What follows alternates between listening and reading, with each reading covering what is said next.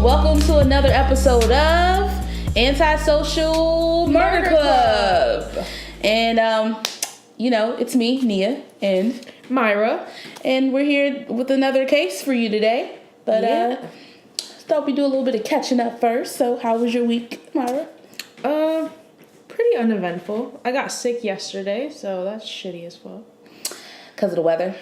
I think so. And then, it was raining really hard Thursday night, and I ran from my car to my house, and then my house was freezing, so I sat there for 20 minutes just freezing, soaking wet, and I don't think that helped me.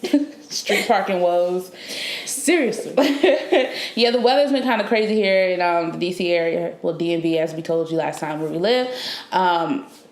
I swear, last week it was raining for 40 days and 40 nights, and then it stopped, and it's been hot as hell. And now it's back to rain. So it's you don't know what to wear, you don't know what to do, and then, But one thing's for sure, it's hot. It's hot. Hot. Hot, mama, hot.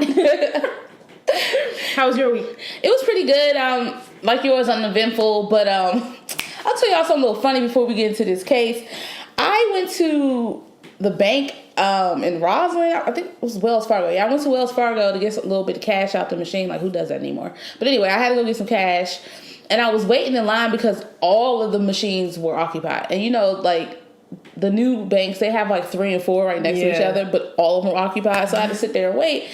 And I saw something really strange, the older you get, you start paying attention to things, and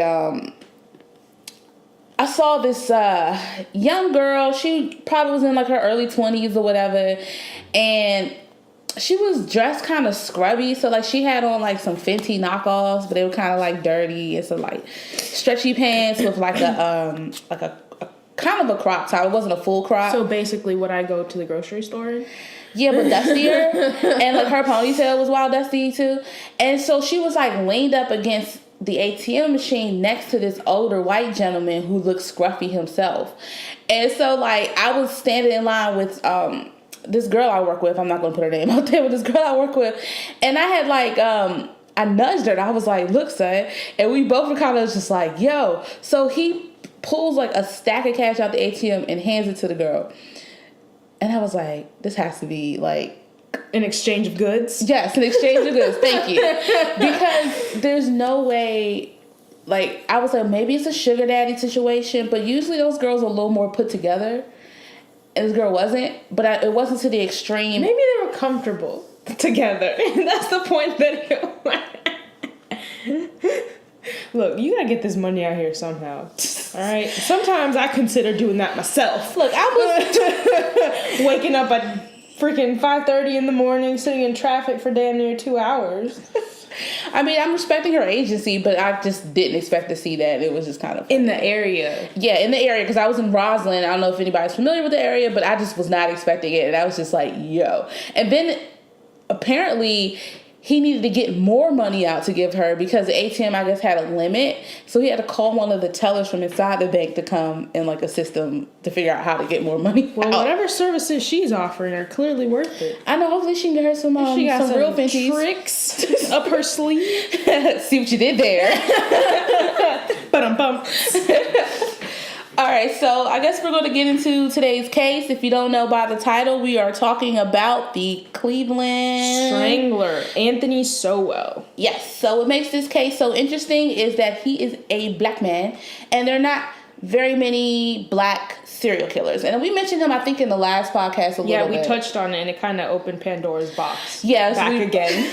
Yeah, so we went back into researching this case again. I think we first got introduced to it because of a Vice. They're two different things. A Vice documentary that we watched a while ago. And as we got back into it, we found several other documentaries that we actually just finished watching one of them, and it was so good. Yep. So much information. So I think we should probably just shout it out now. It's called Unseen, and it's on YouTube. You can buy it or rent it. I would suggest buying it just because it's $10 and it's worth every single penny. It is so good. Because we watched the Vice one first and thought that was the only one out there. Yeah. And we were yo, this is so good.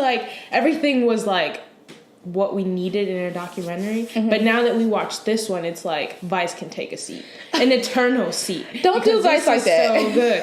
Yeah, I mean, I will forever love Vice. They brought us Viceland, and all the documentaries that they come up with between the two platforms are But awesome. I felt like this one just like was, because I was watching it and I was just like, damn. Yeah. Like I know my face was probably like terror. Like it was just terror the whole time. Because they like talk to the victims and it's like they have 911 calls and it is really, really good. So again, that's Unseen on YouTube. You can rent or buy and you should definitely watch it. I do think you should watch both actually, because though Vice may not have had as many phone calls and things like that, they had a lot of pictures if you're into seeing those. And but if you're sensitive to bodies and decomposing bodies and stuff like that, the pictures do have and trifling ass houses, because his house without the bodies was dirty, like trifling. Yeah, it's very disgusting. I know, like, that had me shook for a while, because I can listen to anything about, like, I can listen to some of the most grotesque murders out there,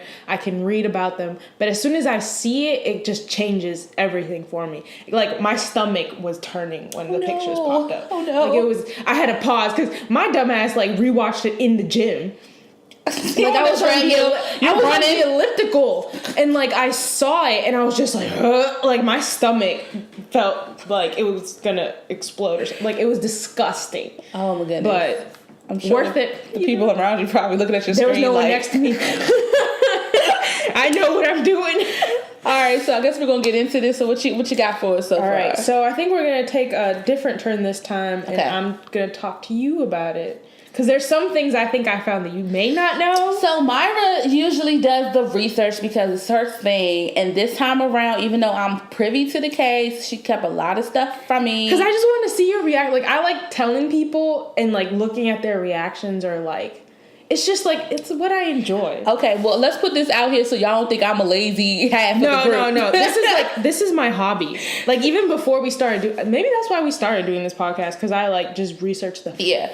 Like, as soon as like, if I listen to a podcast or, like, something breaks, like, in the news about something, I'm... like 20 tabs open all at the same time, researching everything just so I know. and like, I'll just research it, not even to talk about it, just so that I know. Like, I just get so excited. I think murder has bonded us as friends. It's kind of sad, but I mean, look, hey. Some people bond over partying, some people bond over other things, but we bond over murder. Yeah. We're not murdering anyone. Nope, we won't do that. Yet. All right, so let's get into this. So I'm going to start from the beginning. Okay. Because I wanted this to be in order. Yes, ma'am. All right, so let's take it back to 1959 in Cleveland, where Anthony Sowell was born. His parents divorced shortly after him being born. He was born in 1959. And he was raised by his mother, Claudia Garrison. His mother and grandmother, Irene Justice, they all lived in the same house. Okay. With his siblings. I'm assuming it's his older sisters, because he would have been like 10 and she already had like kids. Okay. So I'm assuming it's like the oldest sister, of them. Yeah. Died in 1969. So his mother took care of like all the kids, like in one house. So a lot of this came out in like a court document that I found. 58 pages. You read all that? Yes, ma'am. Jeez. Yes, ma'am, in one night. But a lot of this came out during the testimonies of like his siblings and nieces, and so basically his whole family, this all came out. So his nieces testified that his mother, their aunt, would beat the living daylights out of them. All other kids. So it seems like, all right, so what I gathered is that basically she took it upon herself to inflict pain on just the girls. So, like, the nieces, I feel like there is, I can't really tell the number because a lot of names are, like, can be either boy or girl, so I can't tell. Right. And I'm just going to go ahead and say that the majority, because I think there were, like, 6. There was a bunch of kids. Okay. Like, I'm going to go ahead and say maybe 4 were girls and 2 were boys. So, a lot of them, so, like, most of them were girls. And most of them said that, like, their aunt, Anthony Sowell's mother, would strip them, tie them to a banister, and beat them with an extension cord or a switch, anything that was laying around, basically. And that's the girls. This is the girls, his nieces. And he would sit there and just watch it. Basically. Like, that explains a lot. So, like, she wouldn't really beat her own children. She would just beat her... No, it's her grandchildren, sorry. Her grandchildren, Sowell's nieces and nephews. This is getting really confusing. But basically, she would beat them to the point where they'd be bleeding. And they were very young. Beatings were, like, over petty shit. Basically, you leave a dish, she didn't like the way you talked to her, just catch a beating. And it would happen. It could happen in the middle of the day, or it could happen at 2 or 3 in the morning. Damn, waking the kids up while they sleep to whoop their ass. Yep. So Sowell testified actually that once he woke up to his, I believe it was his grandmother just beating the shit out of him in the middle of the night, just cause. Damn. So it's kind of like everyone was just catching hands in that house, left and right. That kind of goes back to our conversation that we've had, I think, off air, not air, but, off the podcast, about how whether or not these type of people are created, or is it nature to them? Nature versus nurture. Nurture. Yeah, there you go. Yeah, I think it's a combination of both. I think so too. Because, I mean, there's a lot of kids out here who have been beaten and they're not serial killers. Exactly. So it's a little bit of both.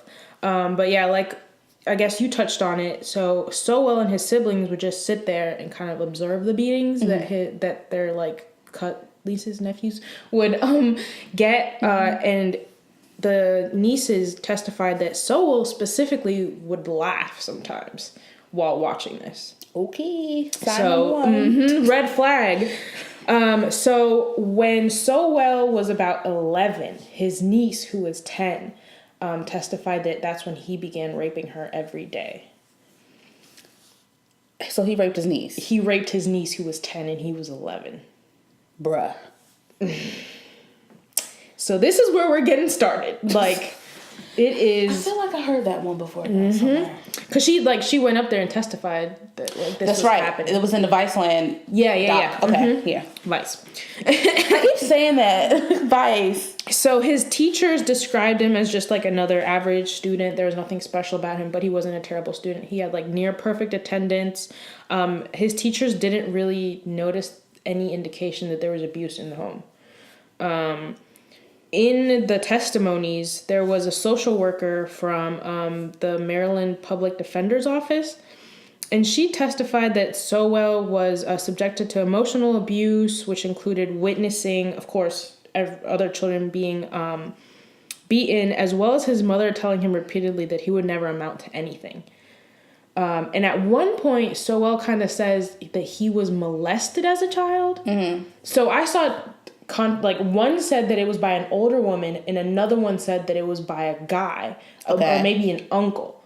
But when they went back and, like, asked him, he just kind of, like, stopped. Like, he didn't bring it back. He didn't say anything. There was no evidence. Like, no one could, like, verify that this was true. Yeah. So this, I mean, it could have happened, but we're not very sure. Right. So in 1978, Sowell entered active duty in the Marines, and he served 7 years until 1985, where he got, what is it, honorably is that a thing? Honorably discharged? Honorable discharge, yeah. Yeah, and everyone that worked with him in the Marines said that he was, like, an exceptional Marine. Like, he was perfect. Everything, like, he did everything perfectly. He never got it. I think he got written up twice, but it was, like, for nothing, basically. Yeah. But there was, like, no red flags again. So things start to change 4 years after being discharged, in 1989, a woman who was 3 months pregnant at the time, Melvette Sockwell, went into Sowell's house voluntarily. Was she using drugs? I don't want to put this out here. I think she said she was on the, I know she was a sex worker. Yeah. But I think she may have been, yeah. Yeah, so she went to his house voluntarily, and at this point, so right after, I'm getting mixed up here. So basically, she goes to his house voluntarily, and, they do whatever. She might have felt something was wrong, and she tries to leave, and he overpowers her, bounds her hands and feet with a tie and a belt. And then he gagged her. And raped her repeatedly for hours on end. The documentary, she was saying after a while he stopped caring if her gag fell out and all that stuff. Yeah. And, he choked her so hard that she said her whole body started tingling and she just felt like she was going to die. So, Sowell was charged with kidnapping, rape, and attempted rape, but he pleaded guilty to attempted rape. And that's what they actually, convicted him of. Attempted rape. Even though he raped her for hours on end. That's crazy. Because if I'm not mistaken, attempted rape is attempting to rape someone, but not actually raping someone for hours on end and having them tied up like he actually did. I guess that's too much right. So, I mean... But he got locked up for 12 years off of that? 15 years. 15? He still served 15 years. But that's still, more than a lot of these rapists out here. This is very true. And the prison workers described him as a model inmate. And he worked in the prison. He did everything that he needed to. It seems like structure is something that he needs in order to be okay. Yeah. He got released in 2005 and got a job at a rubber manufacturing factory. And at this point is where he moves into 12205 Imperial Avenue. I'm trying to summarize this up. Okay. But yeah, so that's when he moves into this now infamous house. Imperial Drive, yeah. Yeah, on Imperial Avenue. So in February 2007, he suffered a heart attack. Ain't karma a damn bitch. And he was forced to leave his job a couple of months later because he wasn't able to keep up with his job because of the heart attack. So he was never... How you can't do a job but you can rape bitches for hours? Okay, I'm sorry, y'all. Go ahead. All right, so this is 2007, so we're going to jump ahead to 2009. Okay. In September of 2009, Latundra Billups went to drink beer at Sowell's house. They smoked crack. He took her into a room on the second floor that had a blanket and a piece of extension cord in it, along with a chair. He hit her in the face hard and ordered her to remove her clothes and then raped her. As he was raping her, he placed the extension cord around her neck and choked her until she blacked out. When she woke up hours later, Sowell appeared to be startled and shocked and surprised. I'm assuming he thought she was dead. Yeah. Mm-hmm. And he told her that he was going to kill her and then himself because he knew he was going to jail because she was going to talk.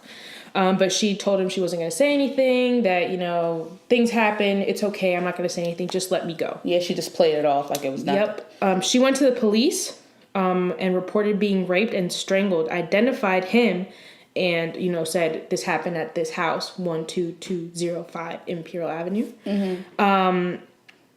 But the officer didn't go question Sowell. It was just passed on to sex crimes, but it didn't move forward for over a month. Mm-hmm. So they know the house. They know who it is. She told them all this, but they still don't go investigate. Yeah. And she had clear, strangulation marks on her neck. Yeah. Even cuts and bruises. Cuts, bruises, burns, everything. Yeah. She was beaten, too, because he punched her in the face. Mm-hmm. So, I mean, you know how we feel about some of these cops out here. Not doing their job again. So 1 month later, after Miss Billups reports him, on October 28th, 2009, a member of the Cleveland Police Department who investigated the rape complaint filed by Miss Billups obtained a warrant to arrest Sowell and search his home, again on 12205 Imperial Avenue in Cleveland.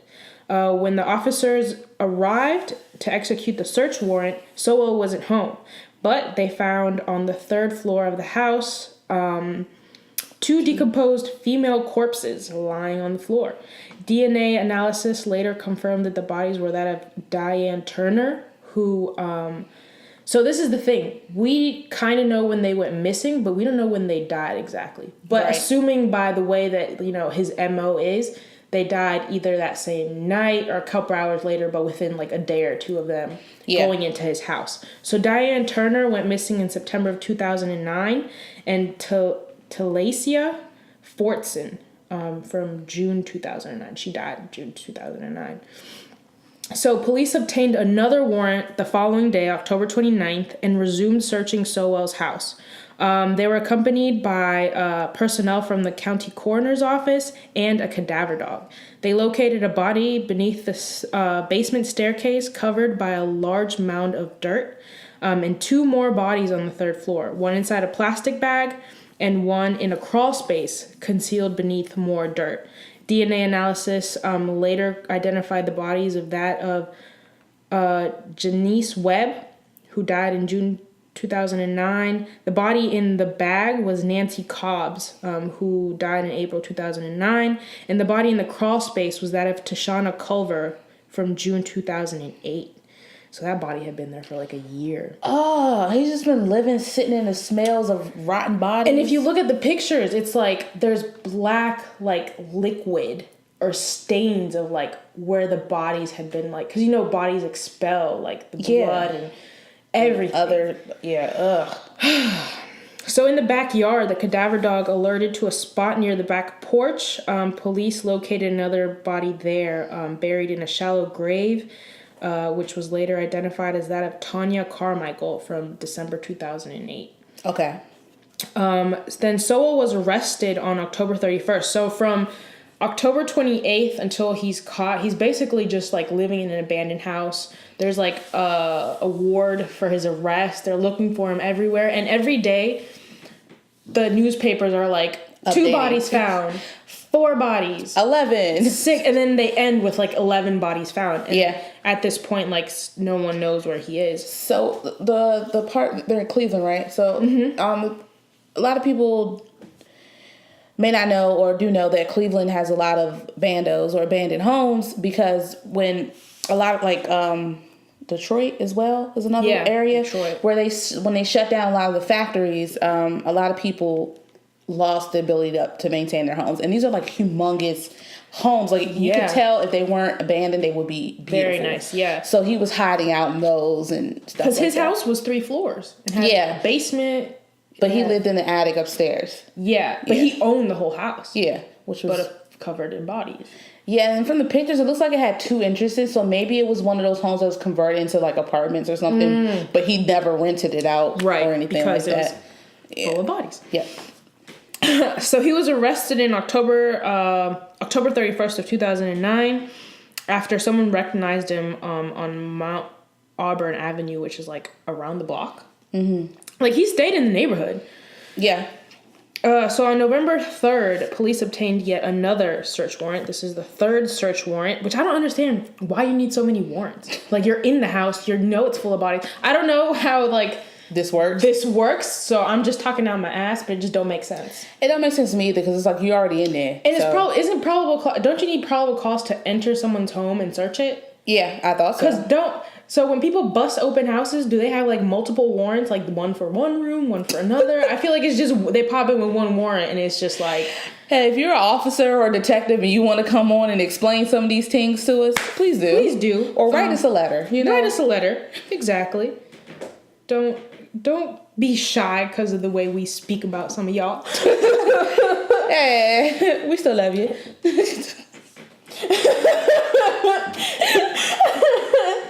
Okay, so they come back with that 3rd warrant, and this time they come with a backhoe. So to dig up. A backhoe? Yeah. I always thought that word was funny. Backhoe. I wasn't going to say anything, but since you did. Backhoe. So this is to like dig, because they found one buried in a shallow grave. Uh-huh. So they probably assumed that like there was more. They uncovered 4 more bodies in the backyard, who were later identified as Michelle Mason, who died October 2008, Kim Yvette Smith, who died July 2009, Imelda Hunter, who died April 2009, and Crystal Dozier, I don't know how to pronounce Dozier. I want to be fancy and say Dozier. I don't know, Dozer. She died May 2007, so she might be the first one. Just 2007. Yeah. And that was the one that the son was interviewed in the Unseen documentary. Yep. So in addition, they found a human skull. So he decapitated one of the bodies. Yeah. So they found a human skull in a red bucket, and they found, I think her body was somewhere else in the house.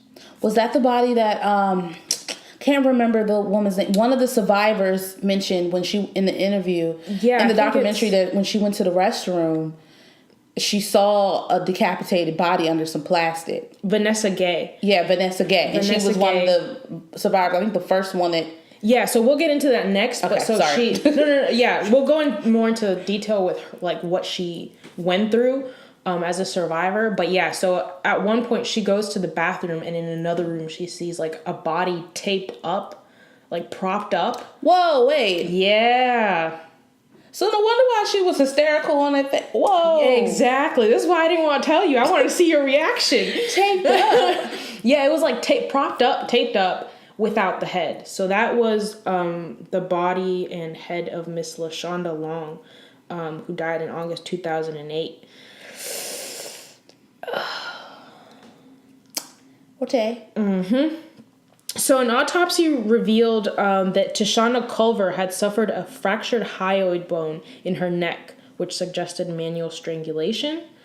7 of the bodies, that of Tanya Carmichael, Nancy Cobbs, Crystal Dozier, Talacia Fortson, Imelda Hunter, and Michelle Mason, and Janice Webb, had ligatures around their necks, and the coroners concluded that their deaths, of course, were caused by ligature strangulation. Okay. So 6 bodies, and a lot of these like overlap. Mm-hmm. So Carmichael, I'm just saying their last names at this point. Carmichael, Cobbs, Culver, Dozier, Smith, and Webb still had the bindings or remains of the bindings around their wrists and ankles when the bodies were found. So many of the bodies were found completely nude or nude from the waist down. Sounds about right for what he's due soon. Yeah. I know you haven't gotten there yet, but you guys brace yourself for that. Yeah. Oh, yeah. We probably should have got into that before. Sorry. Put a disclaimer at the beginning. Yeah, damn. Okay, so disclaimer. We will go into detail about murders. I feel like people need to know what these motherfuckers did to people. Like, it's hard to hear, but people need to know. Basically, we're going to describe what you will see in these photos if you do the research yourself, and we will definitely tell you in detail what and we're did. Not gonna leave anything out if we can, just because y'all need to know what these, because this is what like so looking at like, because there's recordings of the whole trial, like when you see him and he testifies. I remember that from the Vice one. So when he testifies, if you didn't know what he was on trial for, you'd be like, damn, like he looks rough, like poor him. Because he's like borderline about to cry. He looks like he's a sad little puppy. So it's like you need to know what he did in order for you to like look at him and be like, feel no sympathy. I feel like he did that because he was pleading insanity. So of course you're going to sit there and cry and make it seem like you didn't know what you were doing. Exactly. And if you don't know what exactly he did, it's kind of easy to be like, well, maybe like, oh, well. There's 2 sides to it. No. Yeah. We're not taking no sides. No. We want to make that clear, even though we may be a little late. All right. So it was determined. So those 7 bodies were determined to be strangled. But 4 of them were killed by quote unquote homicidal violence of an undetermined type. I'm sorry. My English is my second language, all right, guys? My pronunciation is not good. We can't blame the homosexuals on this situation, okay? I'm sorry. I didn't mean that. Damn. Don't make fun of my accent. Whatever. I pronounce words wrong all the time, too. Yeah, y'all be prepared. I mispronounce it. We're both kids of immigrants, so we butcher words all the time. I have an accent come out here and there. Yes. All right, let me start over. So 4 of the bodies, that of LaShonda Long, Kim Yvette Smith, and Diane Turner. Oh, shit. That's 3. Damn, I can't even count. My bad. Myra needs to go back to school. All right. Well, it was determined that a handful of the bodies, of the victims, were killed by homicidal violence of an undetermined type, which means it wasn't suicide, it wasn't an accident, but you don't know if it's blunt force trauma or strangulation. It's not a stab because they didn't find like puncture wounds, but it definitely wasn't like a natural death or suicide. Right. We're just going to go ahead and assume that it was strangulation, but since the bodies had been there for so long, I'm sure you couldn't like really tell. But he had a pattern, so it kind of like how else would it have happened? Mm-hmm. Mm-hmm. Okay, so we're going to go. So those were 11 victims who he murdered. Mm-hmm. Now there's 5. 1, 2, 3, 4, 5. Yeah, because it was Miss Billups, the first one that I started off with. Oh, yeah. So 5 survivors. Yeah. So it probably would have been 16 victims had they not survived. Mm-hmm. So I wonder if he was doing any of this when he was in the military, That's what... So I read, like, in one of the things, it didn't mention him being deployed, but in another one, it said that he spent some time in Japan. I remember that. So, I mean, I'm not very... I wouldn't be surprised, honestly, if he did shit overseas. Yeah. Because where did this come from? Or he hung out in those BDSM undergrounds in Japan. Yeah. Thank you for bringing that up. So actually on Wikipedia I found that he was on an online dating site where he described himself as a master and he was looking for a submissive. So he was into that BDSM world scene. See? Mm-hmm. All right, so on to the survivors. Miss Vanessa Gay testified that in September 2008, Sowell brought her to the 3rd floor of his home to use drugs. He then punched her in the face, ordered her to take off her clothes, and repeatedly raped her over several hours. Sowell permitted her to go use the bathroom. She saw something in a room of the hallway that looked like a headless body propped up in a seated position and taped up. When she returned to the bedroom, Sowell said repeatedly, "You're going to tell. I know you're going to tell." But she persuaded him to let her go, and she didn't go to the police. Gladys Wade testified that in December of 2008, she had declined Sowell's invitation to drink with him and was walking down Imperial Avenue when he grabbed her and dragged her towards his house. He then choked her and she lost consciousness. When she awoke, she was in Sowell's house, and he ordered her to remove her clothes and punched her in the face. When she clawed his eyes and tried to escape, he began strangling her, saying, "You can scream all you want, you're going to die." She fought him off, made it out of the house, ran into a restaurant, bloody and begging for help, but they refused her. Oh. She then flagged down a police cruiser. 2 officers went to Sowell's house, saw the obvious signs of a struggle or a confrontation, because there was like blood drops on the steps, and then like there was like snow outside because it's December, and you can see like where he's drag marks. Yeah. So it's obvious. Like, it's obvious that something went down. But, of course, they didn't look into it. So, the booking photos show that Sowell was bruised, bloody, and he had scratches, like, all over his neck and his face. Uh-huh. Like... defensive, like, well... Yeah, her clawing at him. Mm-hmm. The case was assigned to Detective Georgia Hussein, who I think I'm going to go in on. Because, my goodness... So the original charges were rape, kidnapping, robbery, and arrest. I saw arrest on like the thing. I don't know if that means like he bound her up. I'm assuming because he just yoked her up. But isn't that the same as kidnapping? No, because like he had her tied up. So I think that may be like in addition to. Oh, okay, gotcha. Again, I don't know. I probably should have done research. But when she went, so those were the original charges that Miss Wade wanted pressed against him, I guess, or whatever. But when this detective, Georgia Hussein, again, went to talk to the prosecution and get, like, the charges signed, like, in order to start everything, she only brought the robbery charges. So she dropped kidnapping, she dropped the rape. Why? I'm assuming, so I'm just going to talk out of my ass again, and I'm just going to assume that because these women were either sex workers or drug addicts, it was just kind of like, this is me assuming shit right here and jumping to a conclusion. I'm going to go ahead and say that this detective Georgia Hussein just assumed that she went to like provide a service. There you go. To provide a service. And then that's how, like, she got raped or whatever. Because you know a lot of, like, sex workers, when they say they were raped, like... People don't believe them. Exactly. Because it's like, well, you're a sex worker. What'd you expect? I mean, women in general. This is true. Have, like, a hard time of these, like, a lot of these cops believing them just because they're jumping to their own conclusions or judging them before, like, just, like, off the bat. Yeah.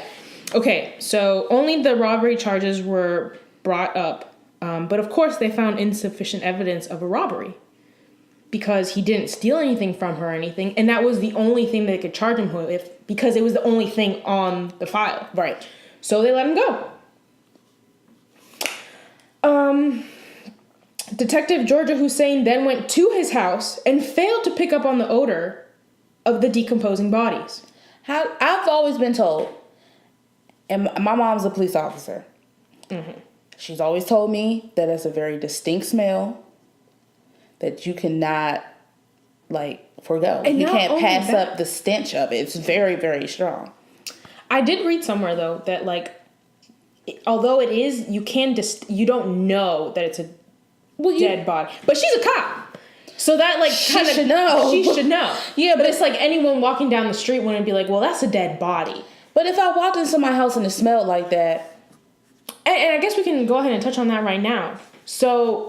From 2007, people started talking about the smell at this guy's house.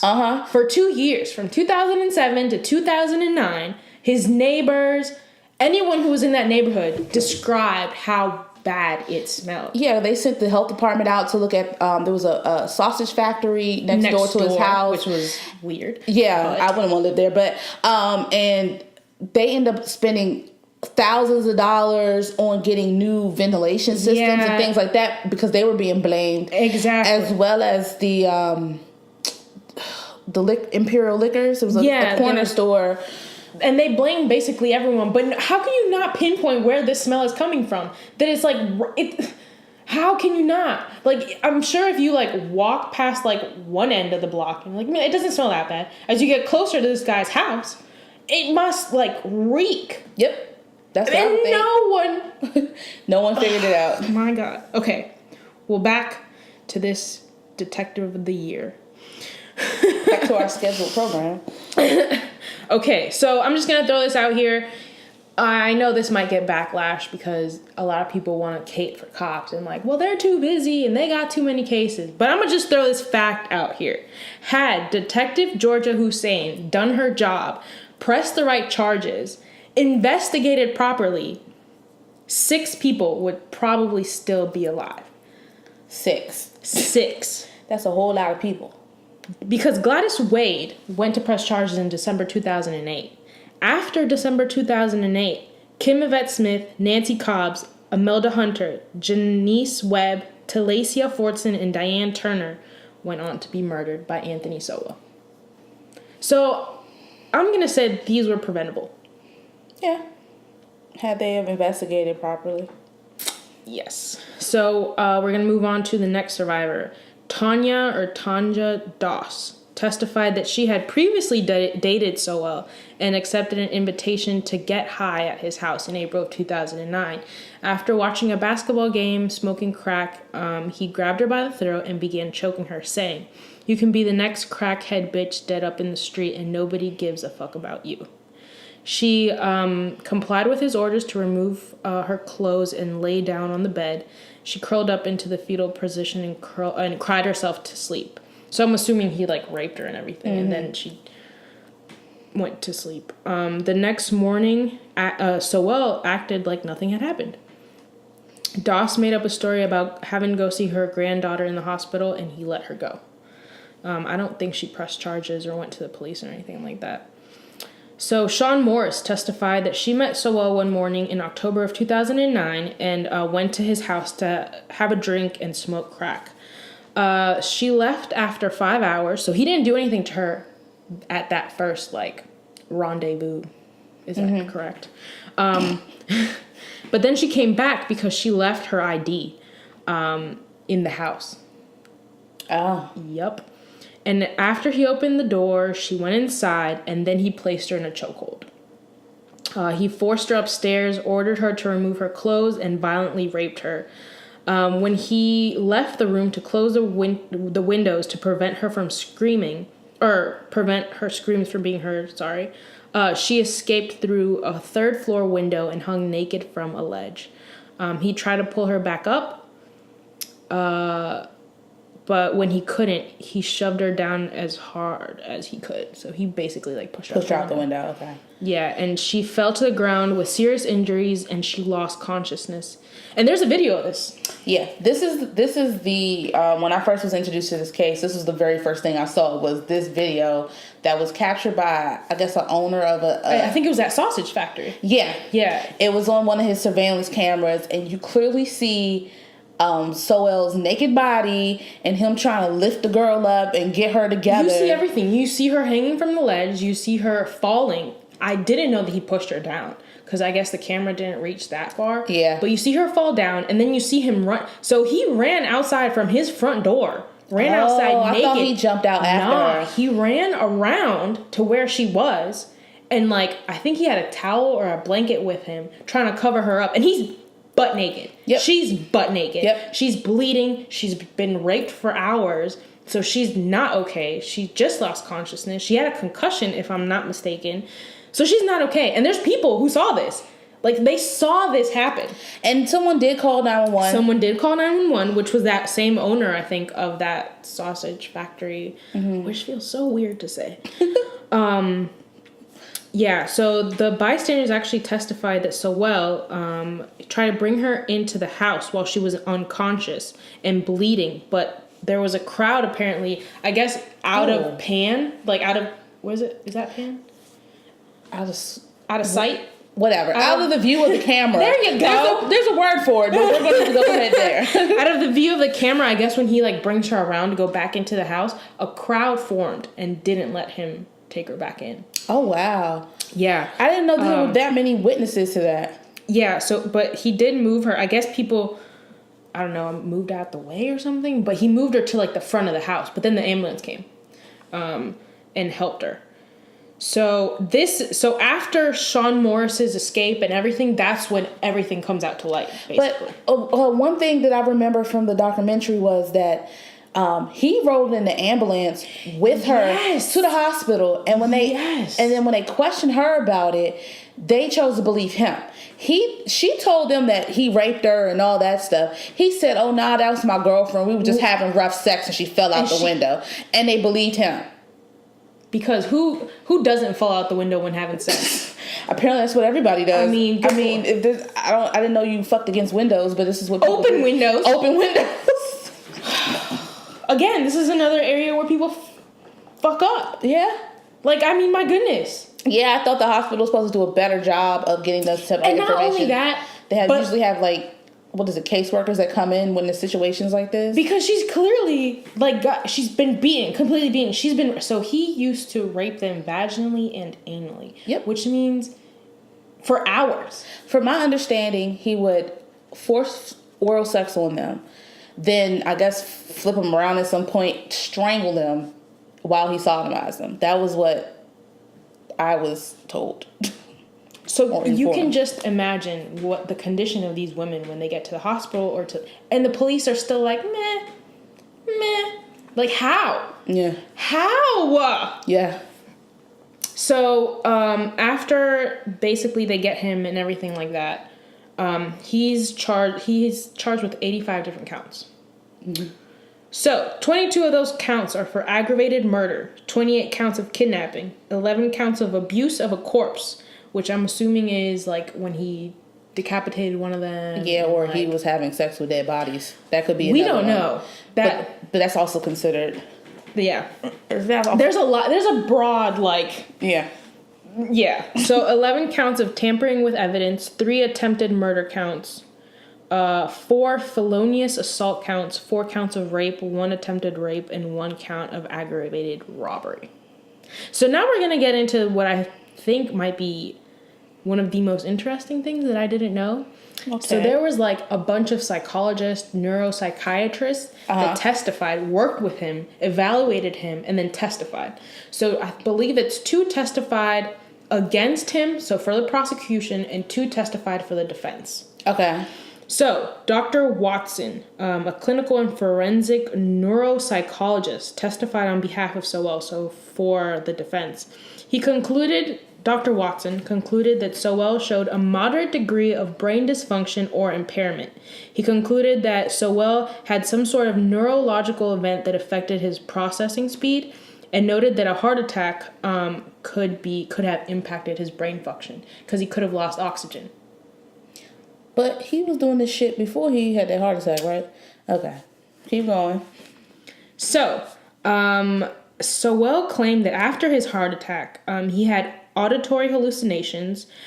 Specifically, he reported hearing a voice, which he called Arnie.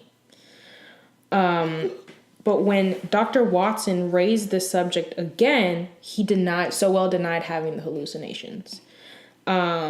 And he believed Dr. Watson believed that initial claim of him hearing a voice was actually like a lie. Okay. Again, Dr. Watson is testifying for Sowell. For Sowell, okay. On his behalf. Okay.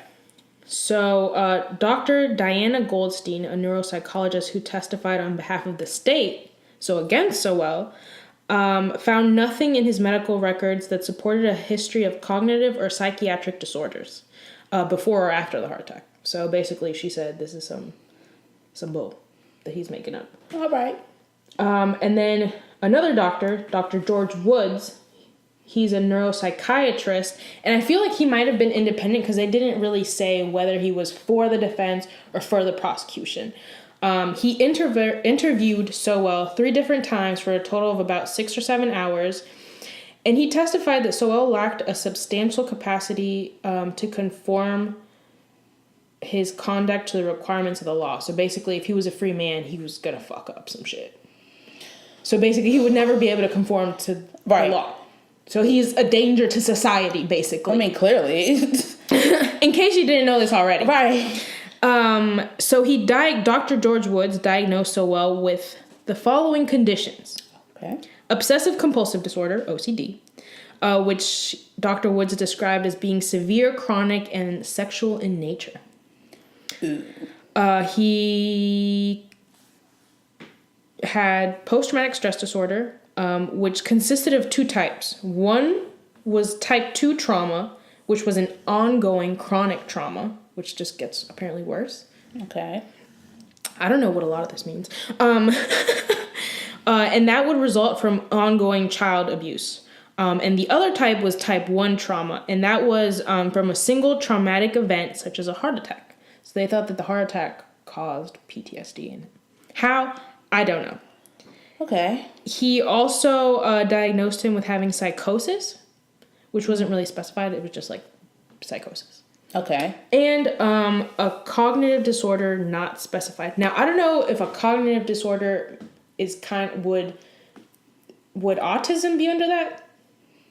Or dyslexia? Is that cognitive, is that learning? I don't know. We sound like dumbasses. Yeah, we probably should have Googled this. I don't really know what a cognitive? Yes. I don't know. I never really understood what that meant. Yeah. But does it mean someone who has like a learning disability or something like that? That's what it means. Okay, guys, don't cuss us out, but just let us know. Yeah, just let us Help know. Us out. We're learning as we go about this. As we go. Exactly. So, Dr. Woods again testified that Sowell performed well in a structured setting, such as the military, after the military, having like a full-time job, and that his obsession, so his OCD, wouldn't get in, like, would be basically under control. Because he has a set. Because he has, yeah. Okay, so then I guess that does go back to, like, the cognitive and the other things, because... Aren't autistic kids, like, don't they need, like, structure? Like, It has to be the same routine every day. Single day. If they break away from it, they spaz. It's like that with a lot. I think some kids with Down syndrome, depending on the severity of it, they have to have the same routine as well. So maybe there we go. We answered our own question. Be smart. So they think that, like, that attempted rape happened because something might have happened during that time where his routine was altered, and his OCD and his compulsions and his psychosis got the better of him, and he basically committed the attempted rape in 1989. And he performed well in prison. Yeah, because it was structured. Yeah, exactly. He's told what to do. After prison, he was okay because he had his job, so he had a routine every single day. But then he had a heart attack, and he got fired. So he got fired in July of 2007. But see, this is where it kind of doesn't make sense, because one of the ladies went missing in May of 2007. He didn't get fired until July. But I guess because his heart attack was in February. Oh. So I guess he was already struggling. Yeah, maybe he was like off on leave too long or something, and that's when he lost his job or something. Yeah. So it seems like if there's no structure, then he's never... But that's still no excuse, I feel like. No, but people... Not everyone goes out and murders when they have OCD and psychosis and all these other... Okay, well, I will say this. This is something else I've been told, and I don't mean to offend anyone, but I've learned that a lot of people who have these type of disabilities are hypersexual, and they tend to be very strong. And because they don't know, they don't have the ability to, I guess, understand that that's not what you do to people. They just do it. But not all of them are out here. I know. I'm not making excuses for this man, but it's just a way of understanding. Because I think one of the things I do like about these murder cases and things like that is learning the psychology behind these people. What makes these people do the things they do? Right. Yeah. You know? Yeah. But I guess this is just to we're trying to get answers here. Yeah. As many answers as we can. All right. So that was the testimony of Dr. George Woods. And now we're going to get into that of Dr. James Knoll, who is a psychiatrist and a forensic psychiatrist. Okay. So he studied and published a lot of books and articles involving serial killers. Okay. He basically said that everything that Dr. Woods said was BS. Because he was never, when he was in jail that first time, no one said anything. He was never prescribed any medication. Mm-hmm. Which, of course, had they gone, I'm assuming he went through an evaluation in 1989, and no one found anything. Okay. They also said that he hadn't been diagnosed with anything while being in the Marines. And had he had OCD and all that, the Marines wouldn't have taken him in. This is true. And if he had all these compulsions and all these issues, it would have affected him in the military, one way or another. I mean, but it was structured in the military. Exactly. So this is, I guess, in the end, it's kind of what do you think happened? Yeah. Because a lot of people are saying one thing, someone says another thing. Dr. Knoll testified that Dr. Woods failed to consider that sexual sadism is kind of a mental disorder. He failed to diagnose him with sexual sadism. Dr. Knoll testified that sexual sadism is a mental disorder which involves sexual deviancy in which the sadist is aroused by the fear and suffering of his victim. According to Dr. Knoll, sexual sadism, domination, and control are usually projected towards a specific group of people. Okay. First of all, being women. Yes, women. And they all are sex workers. They were all around their mid. I think there was one 25-year-old. There was two 31-year-olds, but they were all the majority 40s. There was a couple 50-year-olds. So it was that it sounds about right. Yeah, very targeted group of women. And I guess at this point we can go back and touch on the fact that his mother used to tie up his nieces and beat them. Yeah, maybe when he was a kid that aroused it, because that aroused him. Yeah, he was around, I guess, prepubescent or around puberty, and he was seeing this, and maybe this turned him on because the girls were naked. Yeah, and then he kind of And isn't that something that we see in a lot of these murder cases or serial killer cases? Is that some kind of way their need to kill is connected to some type of sexual urge? Mm-hmm. Yep.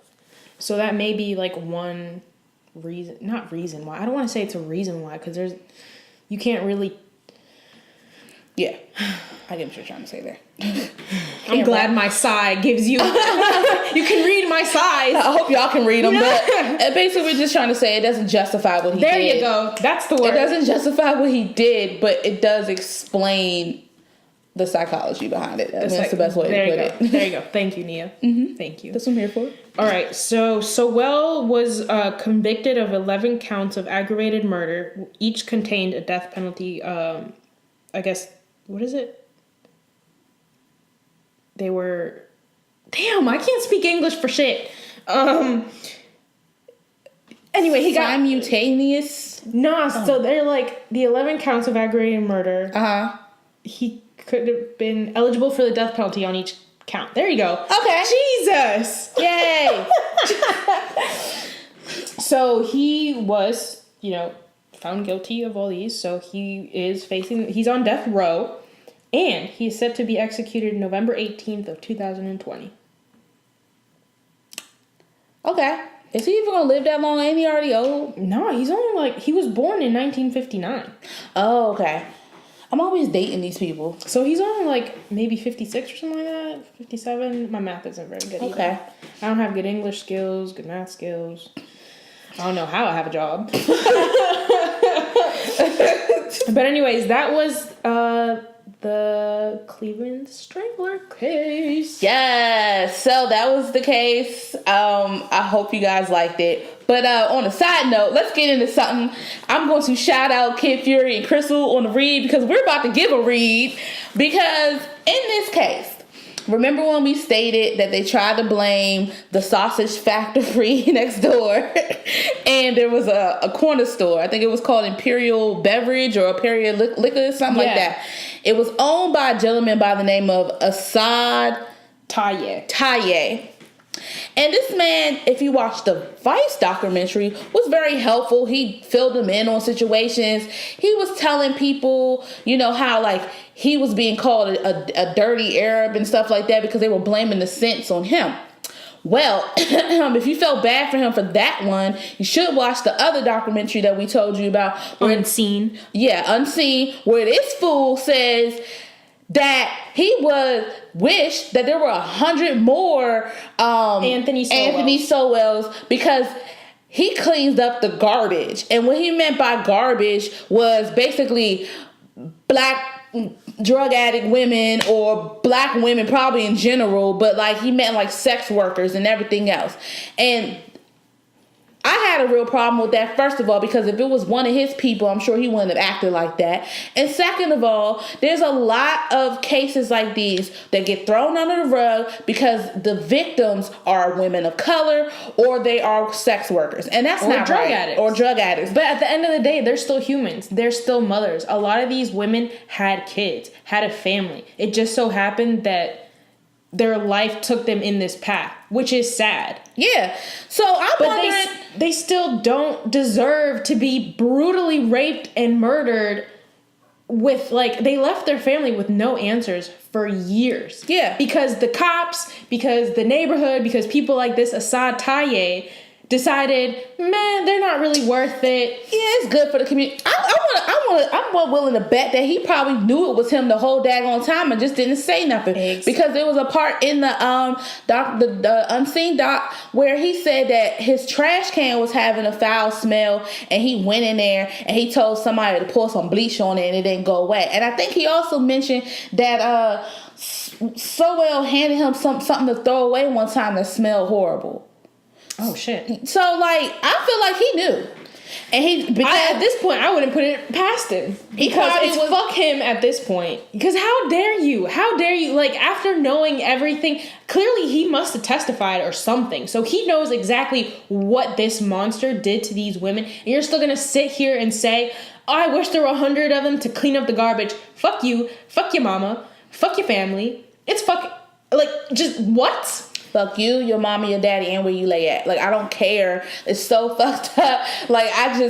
It just really irked me because people like that are why these people like Sowell still exist. Because you sit there and you encourage it. You sit there and allow it. That's ridiculous. He probably could have ended this case a long time ago before most of those women died. Exactly. Nah. Exactly. Nope. Exactly. Nope. So that was our little read. Please expect more of these because... Yes, we will go in. Lord. But I guess we can wrap it up. We've given you all the details. Thank you guys for listening. Thank you for giving us feedback and everything. So yeah, thank you so much. We hope you like it. Let us know what you think. Don't forget to leave a comment.